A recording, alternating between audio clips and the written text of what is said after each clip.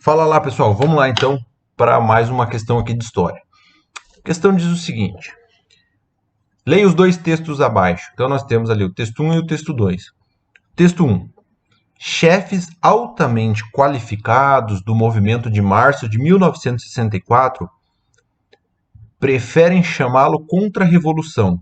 Com efeito, houve uma reação ao rumo desordenado e ameaçador das liberdades democráticas que a nação tomava sob o governo de João Goulart. Março de 64 é, pois, uma resposta e não um projeto autônomo. Por isso, foi feito em nome do anticomunismo, antipeleguismo, anticorrupção.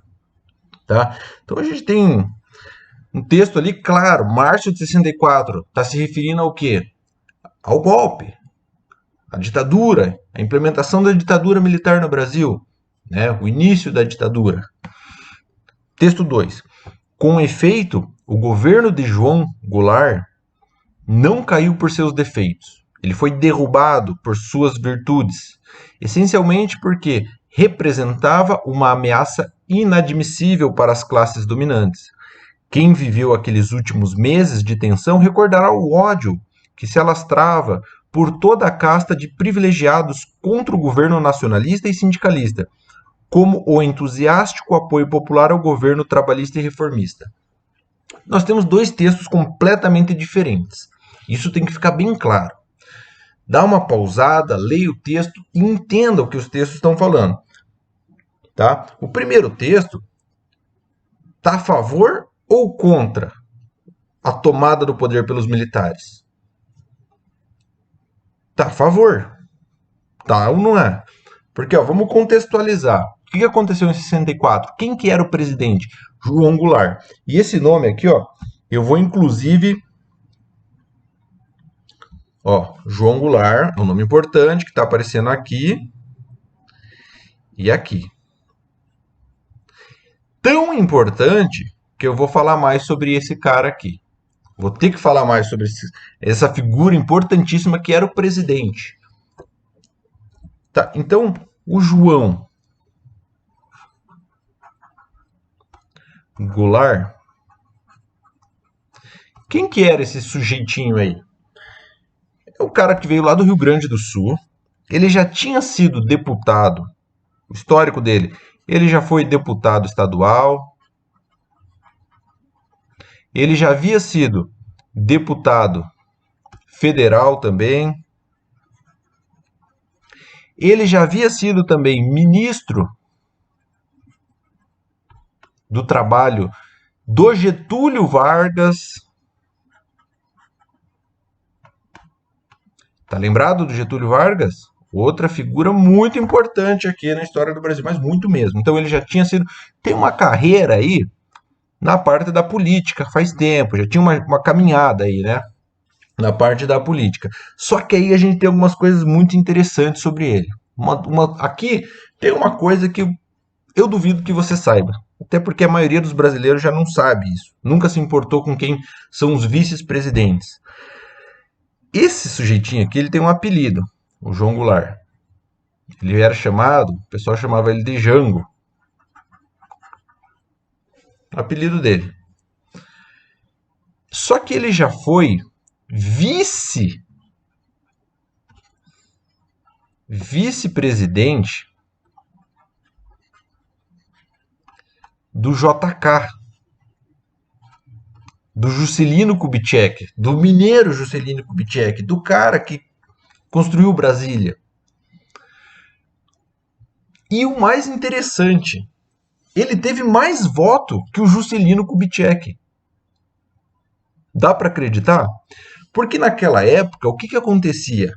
A votação aqui no Brasil era tão maluca que você tinha a votação para presidente e a votação para vice-presidente. Então você, na hora de votar, tinha lá o nome que você ia votar para presidente, tinha as opções lá, e daí tinha a parte do vice-presidente também, tinha as outras opções. Olha que descabido. Então você podia votar, por exemplo, não faz sentido, né? Você votar no presidente de uma chapa e vice-presidente da outra chapa. Mas isso ocorria, acredite ou não. E ele foi candidato a vice-presidente na época do JK, do Juscelino Kubitschek. E ele teve mais voto do que o Juscelino Kubitschek. Mas, claro, ele ficou como vice e o Juscelino como presidente, porque o Juscelino ganhou entre os candidatos a presidente e o João Goulart entre os candidatos a vice. Perfeito. Tudo bem, Juscelino foi lá e continuou, terminou o seu mandato, teve uma nova eleição. O João Goulart se candidatou a vice de novo. Só que dessa vez, o candidato a presidente era um cara chamado Jânio Quadros. Jânio Quadros. Um maluco. Cara bem... Essa chapa aqui que ganhou era o Jânio e o João Goulart. Né? E o Jango, vamos colocar o Jango aqui, que já temos certa intimidade com ele agora. Então, era o Jânio Quadros, presidente, e o Jango, vice-presidente. Só que no Brasil estava tendo uma desconfiança muito grande, porque o Jango é um cara que lá atrás ele já tinha tentado levantar o salário mínimo, que era um salário mínimo de fome, e a elite brasileira não queria isso, achava que isso era coisa de comunista, de esquerda. Então, o pessoal aqui estava revoltado contra isso, estavam malucos, a direita do Brasil. Estava falando que eles iam implementar uma ditadura comunista e tudo mais. E o Jânio Quadros, quando ele era presidente, ele, por exemplo, ele condecorou com uma medalha o Che Guevara, imagine, né? Legal. Só que o Jânio Quadros, durante o mandato dele, ele renunciou.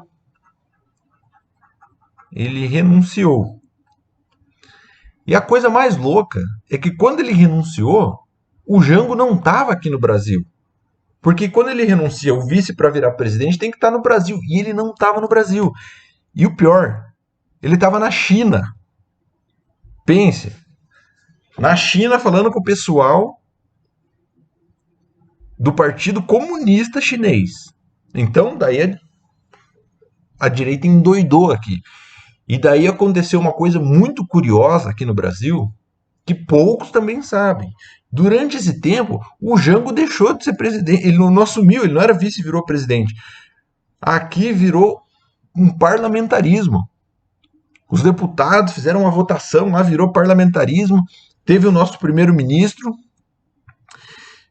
Mas isso não durou muito tempo. Daí o Jango voltou, ele falou, eu tenho que ser o presidente. Como assim? Daí fizeram um plebiscito e daí voltou para o presidencialismo. Então, coisa de maluco. E pouco tempo depois, o pessoal, os militares foram lá e daí tiraram o Jango e implementaram o governo deles, a ditadura militar. Né? Então, é isso. Contextualizando, vamos voltar aqui um pouco para rever o texto. Ó. Texto 1.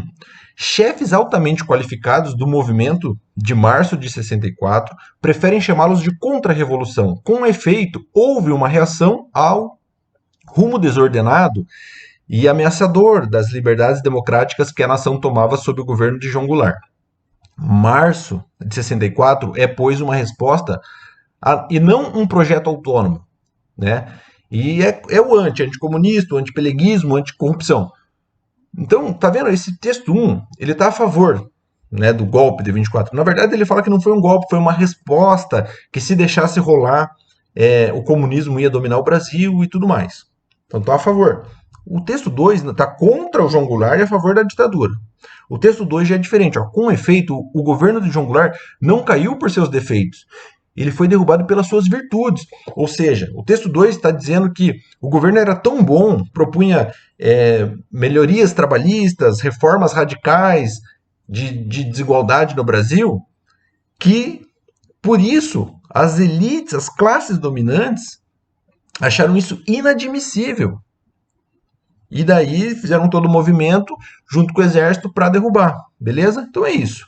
Vamos lá ver o que as opções nos dizem. Com base nos textos e nos seus estudos, assinale a alternativa correta. Letra A. Os dois testemunhos acima, ou seja, os dois textos acima, são favoráveis ao ocorrido em 31 de março. Não. O primeiro é favorável e o segundo é contra. Tá falso essa daqui. B. O primeiro texto, ao contrário do segundo, ataca os militares que derrubaram o presidente João Goulart, iniciando assim o período da ditadura. Não, o primeiro texto é favorável. Ele inverteu aqui. O primeiro texto ele é o favorável aos militares. C. Os autores de ambos os textos não se posicionam nem a favor e nem contra o fim do governo de João Goulart e a ditadura. Não. Um é a favor e o outro é contra. Então vai ter que ser a letra D, né, professor? Pelo jeito, os dois acontecimentos históricos abordados pelos textos, isto é, queda de João Goulart e implantação da ditadura militar no Brasil, ocorreram no contexto da Guerra Fria, conflito no qual Estados Unidos da América e União Soviética disputavam áreas de influência. Bom, aconteceu em 64. Era sobre a guerra, era durante a Guerra Fria? Sim, perfeito. Né? Então não tem nada a ver com o texto, só tem que saber posicionar historicamente a história do mundo quando que foi em 64. Né? De fato, Guerra Fria. Guerra Fria foi de quando a quando? Guerra Fria foi depois da Segunda Guerra Mundial até a queda do Muro de Berlim. Basicamente, mais ou menos essa aí. Então, de 45, vamos lá, até 89. Né? Então, foi aquele confronto entre os Estados Unidos e a União Soviética, né? Capitalismo contra o socialismo. Uma guerra que, na verdade, era Guerra Fria, porque não teve um confronto, era mais uma corrida armamentista, corrida por influência pelo mundo, corrida econômica, isso aí. Beleza, pessoal?